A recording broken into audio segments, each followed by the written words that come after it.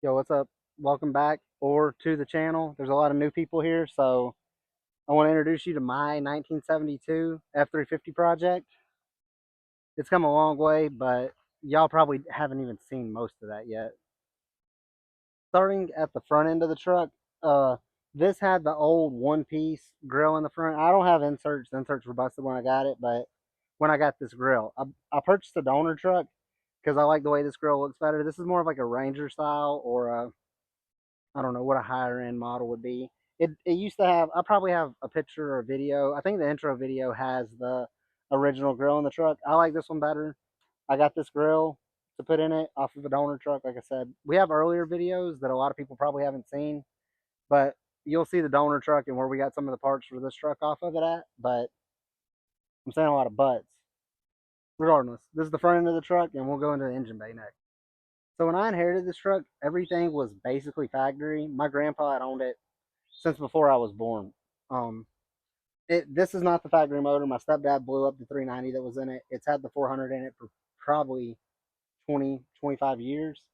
But whenever I inherited it, it was all basically stock. The only thing that was different was it had a Ford electronic ignition instead of the point style ignition on it. I put the HEI distributor in it. There was no power steering pump on it. It had a power steering rack on it or whatever that's called.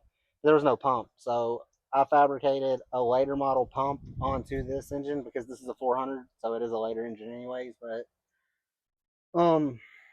we did plugs and wires, a new slave cylinder, master cylinder, slave cylinders on the clutch, but we haven't done nothing to the transmission or really the engine. We put a new carburetor. It had probably a factory from somewhere around the 70s. Could have even been a 60s carburetor on it. And this is like some Temu Amazon junk that we put on here just to get it running.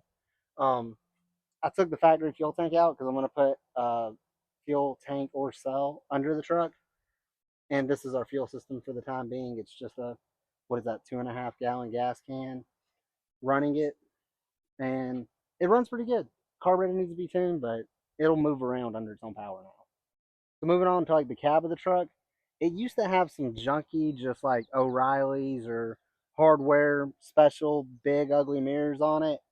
These were actually given to me by a friend of mine who has a F100 that he did the Crown Vic front end swap on and did a short bed swap, all that. He didn't like the big.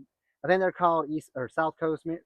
Is it no West Coast mirrors? I don't even know what I'm talking about right now. But I bought another set of these. I'm gonna try to get a hardware kit to rebuild these to make the uh, hardware nice again. The cab lights are, I don't even know, Amazon or something. I wanted clear lens cab lights to put on it. But on the other door, there's a whole lot more holes like all over where the old mirrors were at. I'm going to have to fill all those in. Just haven't got around to it yet. There's nothing. There's no fuel tank in the back. It's just the neck sticking out. I'm probably going to leave this because I like the way the gas cap looks on the side of the cab. I just don't like the gas tank behind the seat. So moving on to the interior of the truck, there's video clips of me driving around sitting on a wheel whenever I first got intrigued by the project and ready to work on it again. But I have a junk seat. I mean, you can see this thing has seen better days. It's just got an old style. I don't even know what you would call this seat cover. Something to cover it up, make it a little comfortable, a little pleasurable to sit in. We haven't done much. It's still bare bones. I want to put carpet in it. Uh, Looking at aftermarket radio options that don't destroy the dash, and also a newer gauge cluster, like more modern gauge cluster, cleaned up a little bit or freshened up, something along those lines maybe. But this is it for the interior as of right now. Now we're on to what is probably the coolest aspect of this truck and what draws most attention to it whenever I post a TikTok or a YouTube video. Most of the time, the only thing that catches your eye is what's going on back here. This truck is a factory F350. It was a cab and chassis truck. So that means you would get a flatbed, a wrecker bed, a box truck. Like a million different things would come on the back of this except for a pickup truck bed. And we put a pickup truck bed on it, and I didn't want a single rear wheel the rear, so I built dually flares to make it look more the part, to look like a factory dually pickup truck. We found some body lines that they work okay. We're gonna put the I bought some trim to put over this to hide my imperfections because I'm trying to become a fabricator. I'm not quite there yet, but this is, I mean, just we found a line and a design that we like, and it turned out really good. this side is mounted properly. The other side, we got a little too overzealous, and it's either sitting too far forward or too far back. But you can also look at the rear end and see the wheelbase on the cab and chassis trucks. Some of them were probably the same factory length, but this one is 3 or 4 inches longer than normal, which sets the rear axle back in the fender well. So I keep talking about moving the axle. It's a step that I'm not ready to really take on yet, because once the axle moves forward, the drive shaft gets shortened. I can't drive the truck until all the moving parts get done. I'm stuttering a little bit, but when the moving parts get done, then it'll be back on the road. So it could be 3, 4, 5 months of it sitting once we get to that part, but it's fast approaching at this point right now.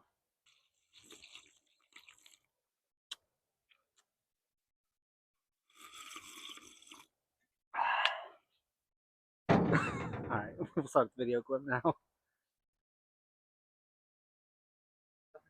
No, it's not. Restart it. So on the back end right here, there's nowhere to mount a tailgate. It's all rusted out. I really didn't even want to use this side's got a spot, but I mean, I dented this in, and if anybody's seen the video where I moved the bed by myself, it was probably a detriment to the back of this bed. I really didn't want to use this bed. I was hoping on finding another one, but at this point, I'm just making do with what I have. We're gonna find a way to fabricate a bumper onto the back of this. Me and cameraman have been talking about potentially a late 80s, early 90s F350 bumper that has starts out small, goes down really big, and doing something to cover up this huge gap we have from the ground to the back right here. We're going to have to figure something out with the tailgate, even if we just find one and weld it up on here. I mean, something that looks cool. That's about it. I mean, we have we do have the housings for the taillights, and I've hooked it up and everything works, so it just looks a little ghetto-fied back here right now. So this is our other side, and there's a little bit of a gap over here. Um, it's again, I'm not perfect with my fabrication skills. If you get really close, you can see there's still some trimming that needs to be done and whatever. But the way these fenders came to fruition is I can put a picture of the truck. I wish I knew who the guy is, because there's a couple pictures of his truck online, and I seen somebody had did custom dually fenders before. I'm not the first one to do this, but he used I thought that it was Chevy fenders at first, or it was off of a F100 step side, and he had used the fenders off that.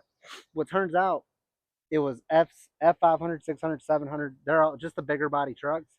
The front fenders off those trucks actually carry the same body line from the bed to the fender, and his were welded on and looked really factory, really clean.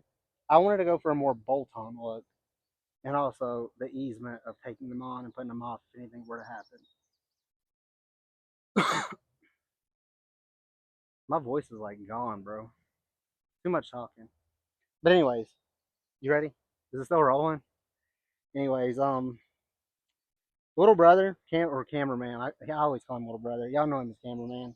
He liked this design right here where it swooped up and back out, and kept that. We kind of kept the same thing down there. We wanted to keep like some elegant 70s body lines. It from even like with newer dually fenders, they're not just a big fender on there. They do have a design to them, and we wanted to put our own little trademark on them, and that was kind of cool, especially whenever we wrap it in like some rubber trim. It really pops. So it was an idea. I didn't think it would ever come true. I thought I would never find two full sets of fenders in good shape, and even for me to ruin the other one, because when I welded it together, it made some mistakes. But I really didn't think that we would have the ability to do this, nor find the resources to get it done. But I'm super stoked. Both fenders turned out pretty much symmetrical, which is really surprising to me. And it this was like the scariest part of the build. Now we're on to the more labor intensive part of the build, because this wasn't much labor. It was just a lot of using this, and I've only got about 2 or 3 brain cells to use. So these are the holes where those old gaudy mirrors used to sit. Look like absolute dog shit, but we'll fill these holes in. I think I actually sprayed the store. This is my own paint, like 16, 17 years old, doing dumb stuff. The birds are my op. Every fucking truck I have, they shit on them. It happens. I mean, everybody probably faces that. But so with this being the walk around and kind of what the truck looks like now, I have one request. If you've made it this far in the video, Go back and look at some. We're actually, it might be even be in the beginning of this one. We might put the intro that we usually use in the beginning of this video.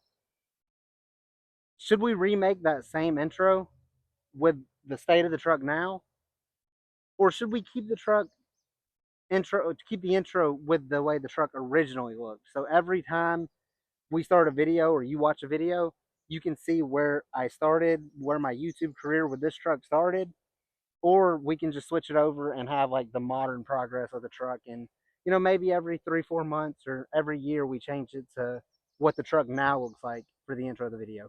Just an idea. I thought I would get some feedback from you guys to see what your opinion on that was. So that's pretty much going to do it for that's just a walk around video. As of right now, I've just been on like cloud nine with having the fenders on the truck and seeing it. And I mean, I've had this vision in my head for probably 10 years. So actually seeing it before me, I'm ecstatic with it and I see where I made some mistakes. But with everything, it's not about being perfect, it's about loving it. And I've just been loving it this past 2 weeks or so, just been enjoying it. I had 2 update videos on the fenders. This was just a walk around so everybody could have more of an in-depth, detailed look at the truck instead of just us grinding, us cutting, us welding, putting this here, doing that. Like this, I just wanted to show the truck off, in all its glory in the middle of a field somewhere. Um, that's pretty much it. If you like the video, cool. Thanks for watching. Everybody who came in, stopped by. If you didn't like the video, I get it.